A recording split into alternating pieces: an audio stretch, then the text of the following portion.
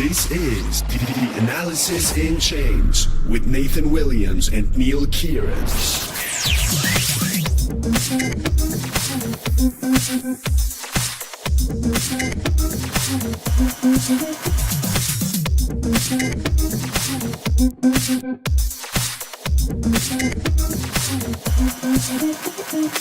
Welcome to Analysis in Chains in the Park by CryptoNews.com, your daily source of all things crypto. I'm here with Neal for episode 100. Wow, 100? Can you believe it? Frig, man, it's been a year.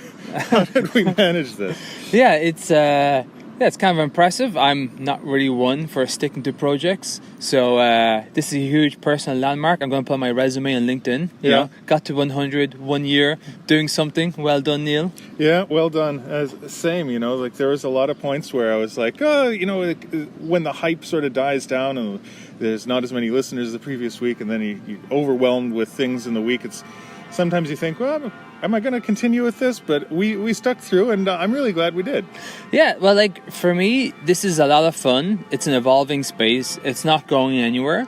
And, to be on the other side of the hype cycle is actually more interesting than when the hype was taking off. Because it's like anyone saying anything was, getting podcast listens, and they were, like, getting, like, YouTube views. But I think what remains, and the people still doing it more often, are the more interesting people, because they're still trying to understand what's happening, and instead of just hyping up ICOs and being paid to hype up ICOs. A lot of that rubbish is now exiting the system, and the community, I think, is becoming a lot more vibrant, a lot more thoughtful, and there's less, we'll say, money grabbing. Try and make a quick buck. You remember how it was when we started this, Neal? It was almost exactly a year ago, actually. It was in July of 2017, and I remember I had been posting a lot about crypto technology. I'd been reading up on it, and Neal, who I hadn't seen in 5 years, messaged me. He's like, what do you say? Oh, we want to... I saw you were posting a lot about crypto. It's a crazy space. And I was like, what's a crypto? What's a crazy space? Because I was so into the technology at the time, I wasn't paying attention. And I think it was your suggestion to start the podcast, wasn't it? Yeah, I saw this opportunity because I was looking for more information. Whenever I drive to work, I prefer to listen to a podcast. And I was like, wow, there's not much out there in terms of podcasts. And whatever was out there was very niche.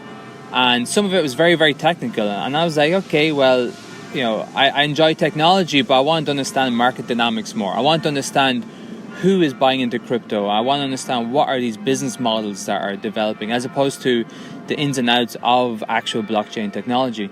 And, I kind of feel like we're still the only ones doing it. It's like everyone is still talking about hype. Oh, we're going to change the world. Oh, this is going to happen. Oh, Bitcoin's going to be a million in this time next year.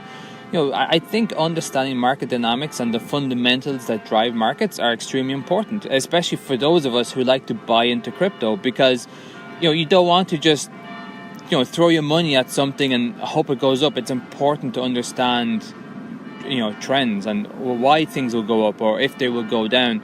And I feel like everyone just is repeating what they're hearing other people say. No one's really doing enough research, and I hope that's what we're offering people, some further insight that they cannot find in other places, be it on YouTube or on podcasts. I remember when we got started, I was really hoping we could get up to 100 listeners. It was my deepest hope, and those first episodes were really rough. like we didn't, you just got to start where you're at, and it's still online. I think we called ourselves the Blockheads in the first episode. But it was 7 or 8 episodes in that we got contacted by a PR firm that wanted to give us people to interview, and I remember asking, there's Epicenter, there's all these other podcasts, these huge podcasts, why us?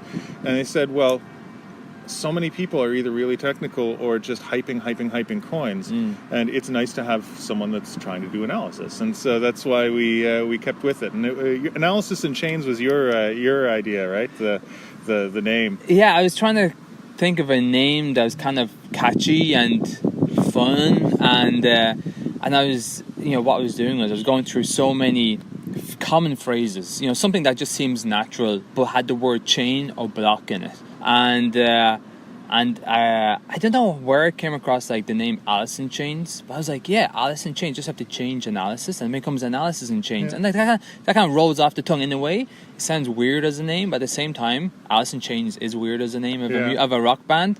And I was like, hey, it works, and let's just go with it. I don't know if I told you this. At one point, I saw Joseph Lubin at a Consensus event, and I raised my hand to ask a question. I was like, "Hi, I'm Nathan from Analysis in Chains, the podcast," and he was like, "That's awesome." And I was like, Joseph Lubin just called my podcast name awesome. We never did get him on the show, but he offered to do it, and then it just never worked out. But. Yeah, well, that's the thing. Like, some people do tell us, like, we have been in contact with various presidents and CEOs, and they're interested in doing it, but a lot of these guys are busy, and I gotta catch them at the right there at the event. Yeah, and I can understand, because a lot of these guys have become presidents of their companies. They are out there, providing a lot of content, be it to like Bloomberg or CNBC or whatever. Like these guys are in huge demand, and I'm sure like 2 years ago they would have been on our podcast in a heartbeat, but now because crypto's entering the masses, they're everywhere, and they're having to maximize whatever attention they can get to help promote them, but also promote crypto and make people realize it's not for drug dealers. And I think that's one of the biggest changes we've seen since we started, was that a year ago Bitcoin and crypto was for money launderers, it was for drug dealers and people who Silk Road, the scourge of society. But now, it's changed so much that people realize actually, this is about changing business models, about bringing ownership into new systems and communities. And I think one of the best ways of explaining crypto opportunity was Novogratz. Yeah, he's one of the big hedge fund guys in crypto. And he said, like, it's like if you set up a decentralized Uber, or Duber, as he would say. Duber. And the whole incentivized model is that, well, if you're a good driver and more people use Duber, well, then people will use your crypto to use your service. And the more people like the service, to buy your crypto to use your service. And therefore, as a driver, your Duber coins gain in value. And as a consumer, your Duber coins gain in value because more people are using the service, more people appreciate the service, invest in the service. And it's like, that is a completely new business model for this world, and that's something that millennials will buy into. And I think people are now realizing that's why crypto is bigger than, say, Bitcoin, in my view, is because you got so many new business models coming into this world that millennials want and are ready to jump on. And I think it's going to really change the world. I remember at the beginning really jumping on the crypto wagon and thinking that this would be a great opportunity to see the emergence of a new industry. And it's always great when you recognize that you're at the crest of a once-in-a-lifetime opportunity. Like, there's not going to be a second emergence of crypto. There will be other groundbreaking things, but the crypto wave happens once. It happens once. Just sort of like the creation of the internet happens once. The invention of flight happens once, And for me, at the beginning, it was just to have sort of a voice. Like, I wanted to be part of the conversation. But it's funny, as it grew, I wanted to meet everybody that I absolutely could.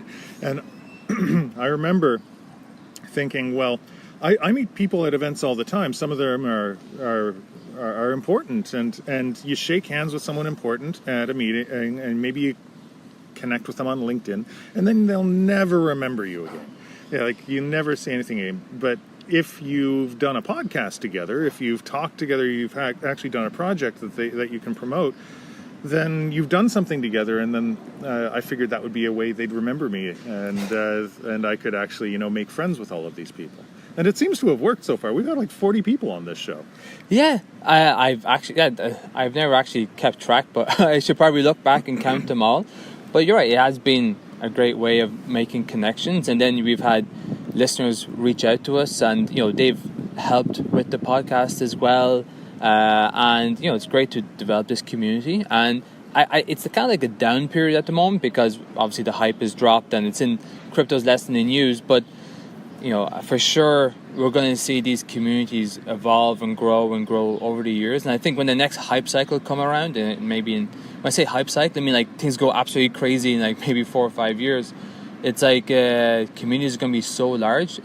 I think we'll be more sustainable. We will have less of these huge drops because communities are so strong in crypto. Who was your favorite person that you interviewed there that you got to meet?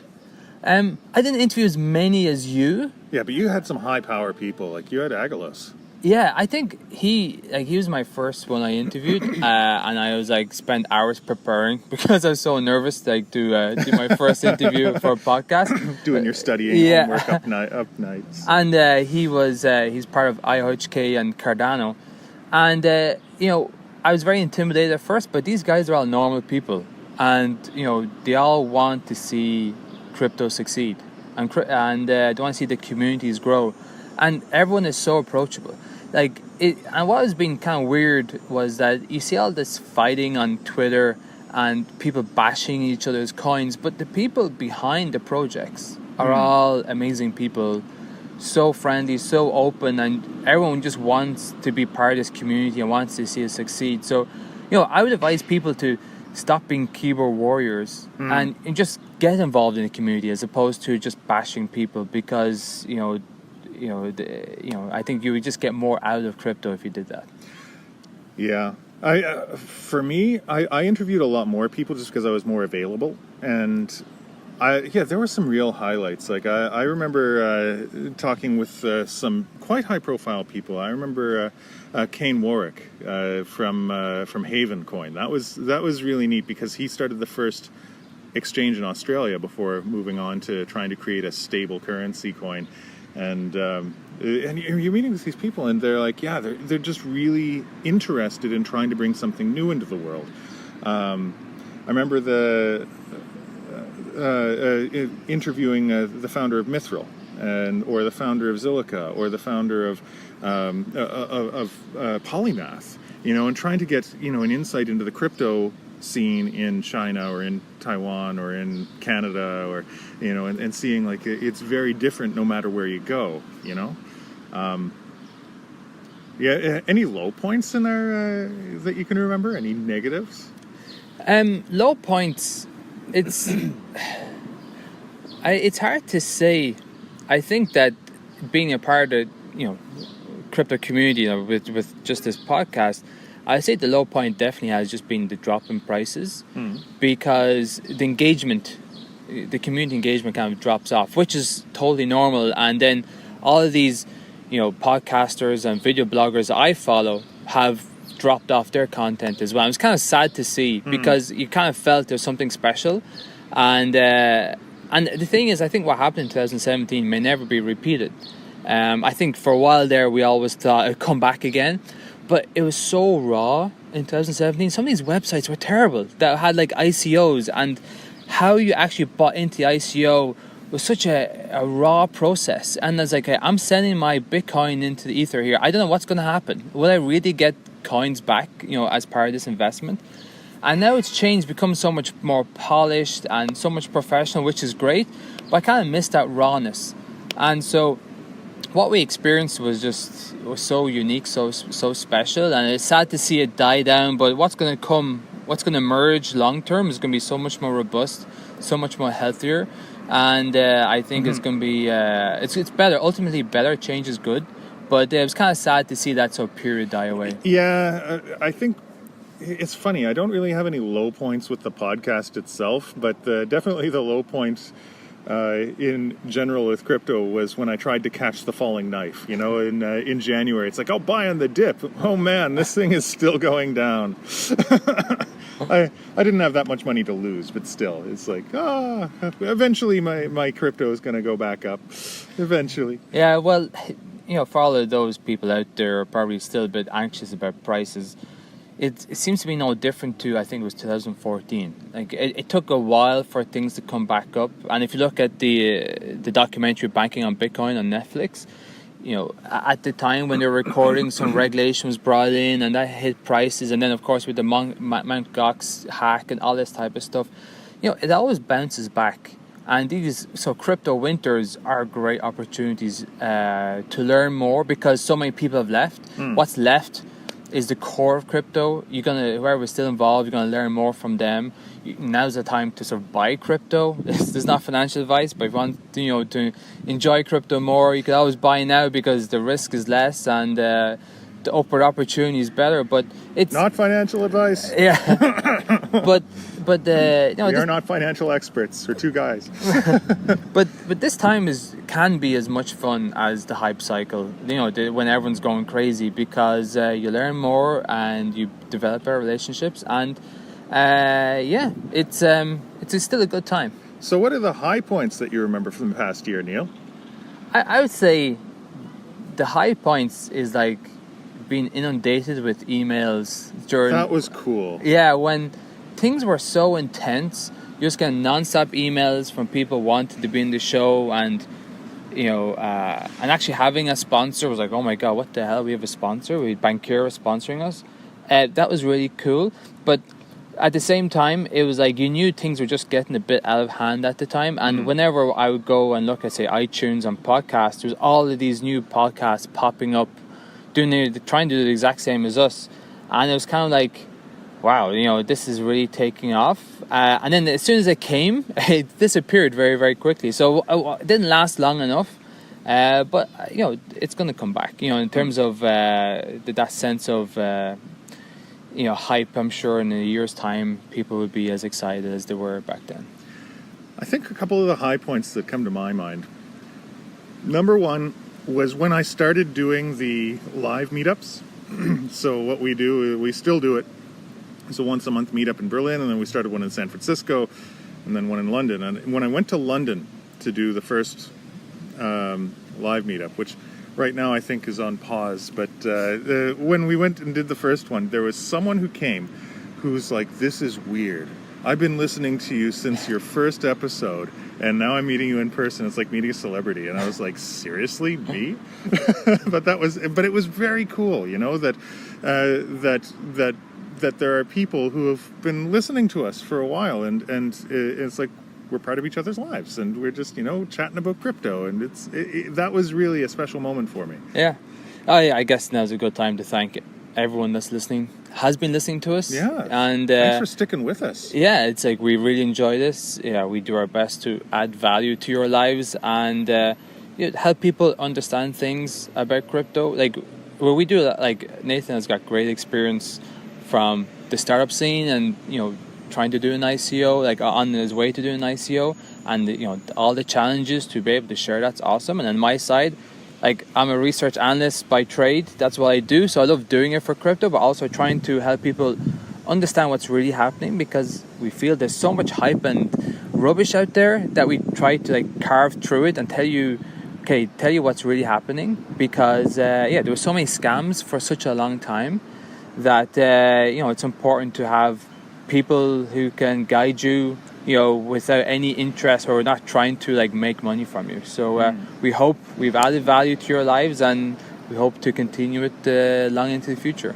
Yeah, it's also a good point to thank all of the people that have supported us in all of the other ways. So we've had people support us through Patreons. People support us through giving of their time. Sebastian, especially. So this was a highlight for me, is that early on we had a listener, Sebastian, write in and say, "Hey, Nathan, you're in Berlin. I'm in Berlin. We should meet up." And we did. And then he ended up helping with recording. He helped me. He wrote our intro music. He helped organize the live events, and he does our editing now. And Sebastian, you're amazing. I hope your media company takes off and that we've been useful to you. And then also with Frank in San Francisco, is again a listener calls in and says, "Hey, this is really interesting," and he wanted to be involved. And so I said, "Well, here we've got a live meetup format," and he just was able to organize it on his own. He got an event space. I visited him once, and he interviewed me with what I'm doing with MindSpider, and he's gotten some incredible guests, from CoinTracker, from Project Shivom, and these are high-profile people he's been organizing just because he was a listener. He wanted to get involved. We talked and we got along well, and we thought that it would be a fit. And it's just neat to see people come together to try and make something bigger than themselves happen. And it's grown bigger than Neal and I could do on our own. So how you see things evolving from here? Like, what can people expect of the show going forward? Well, now that we're part of Crypto News, which was also another thing, the support of my good friend Danilo and his Crypto News, where we wanted to become part of a bigger brand and to achieve more reach. We're gonna continue doing the show, and I'll continue to host it, and we want to meet more people in the space. And this was one of the things I really wanted to do at the beginning, is meet all these people. And so we'll continue to be interviewing high-profile people that are sent to us by Crypto News, like who's the talk of the town. Try to get at the man or woman behind the project and see what makes it tick. What's the vision? I think that I want to see more analysis of what direction the industry is going in, and I've been thinking a lot about this. I want to talk in the future about infrastructure projects, especially private versus public blockchains. I have a very strong feeling about the way things have been, which has been thick protocols, and the way things are going, which I think are thin protocols. And I'll talk about maybe in a future episode what that means and why I feel strongly about it. Awesome. Can't wait. All right. Well, Neal, here's to 100 more episodes. Hey. Until next time, thanks for listening and keep on hashing.